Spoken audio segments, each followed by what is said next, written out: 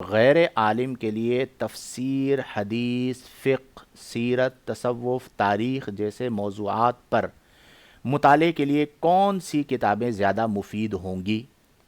تفسیر کے لیے اگر آپ پڑھنا چاہیں تو تبیان القرآن، علامہ غلام رسول سعیدی صاحب کی تفسیر ہے، بہترین تفسیر ہے، آپ اس کا مطالعہ کریں، بہت مفید ہے۔ بقیہ جتنی بھی تفاسیر ہیں ان سے آپ کی جان چھوٹ جائے گی، نمبر ون۔ اور یہ واقعتاً تفسیر ہے۔ کچھ لوگ ہیں نا وہ مفسر بنے بیٹھے ہیں، ادھر سے اٹھایا ادھر سے اٹھایا، 10 کتابوں سے پڑھا، ملا کے ایک جگہ پہ لکھ دیا، تفسیر بن گئی۔ کوئی جدید مسائل کے اوپر تحقیق نہیں ہے، کوئی حوالہ جات نہیں ہیں کچھ چیزوں کے۔ تفسیر تبیان القرآن از بیسٹ تفسیر میں۔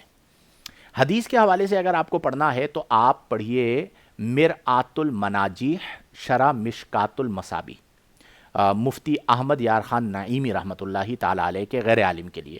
اور اگر کوئی عالم پڑھنا چاہتا ہے تو پھر شرح صحیح مسلم علامہ غلام رسول سعیدی صاحب، یا پھر نعمت الباری یا نعم الباری، یہ بخاری شریف کی شرح ہے، علامہ غلام رسول سعیدی صاحب کی پڑھیں۔ اور اگر آپ کا ذوق مطالعہ ہے تو آپ بھی پڑھ سکتے ہیں، عام فہم میں ایک حدیث پڑھیں، اس کی تشریح پڑھیں، جو سمجھ میں نہ آئے کسی عالم سے پوچھ لیں۔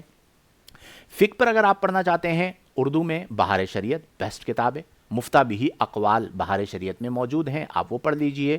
اور مفتی اعظم پاکستان مفتی منیب الرحمان صاحب کی تفہیم المسائل، بہت اچھی کتاب ہے، فتاوی ہیں اس میں، ابواب اس کے اندر قائم کیے گئے ہیں، آپ اسے پڑھیں، فائدہ ہوگا۔ سیرت پر اگر آپ پڑھنا چاہتے ہیں تو سیرت مصطفیٰ صلی اللہ علیہ وآلہ وسلم بہترین کتاب ہے مختصراً۔ اور اگر آپ تفصیلاً پڑھنا چاہتے ہیں تو ضیاء النبی، پیر کرم شاہ صاحب الازہری رحمۃ اللہ تعالیٰ علیہ کی کتاب ہے ضیاء النبی، سیرت پر بہترین کتاب ہے۔ تصوف پر آپ پڑھنا چاہتے ہیں تو تصوف پہ آپ کون سی کتاب پڑھیے جناب؟ اگر بہت مختصر اور اچھا جامع معنی پڑھنا چاہتے ہیں تو رسالہ قشیریہ پڑھ لیں، ایک جلد میں مل جائے گی آپ کو، اس میں ابتداءً تصوف کی ابحاث بھی موجود ہیں۔ یا پھر 2 جلدوں پر آپ لے لیجئے جناب عالی قوت القلوب، بہترین کتاب ہے تصوف پہ۔ اکثر کتب میں جو استفادہ کیا گیا ہے وہ قوت القلوب سے کیا گیا ہے، وہ بھی ایک بہترین کتاب ہے۔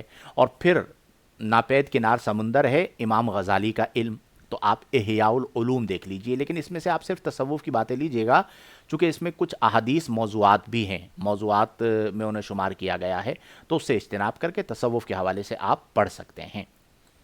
آخری بات آپ نے پوچھی تاریخ، اگر آپ کو مختصراً پڑھنا ہے تو تاریخ الخلفاء پڑھ لیجئے، علامہ جلال الدین سیوطی شافعی رحمہ اللہ کی۔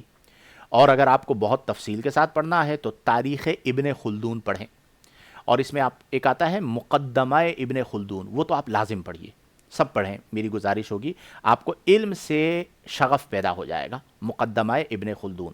تو میرے بھائی آپ کے سوال کا جواب میں نے عرض کر دیا، یہ کتابیں آپ اپنے پاس نوٹ کر لیجئے، انشاءاللہ الجلیل آپ کو نفع ہوگا۔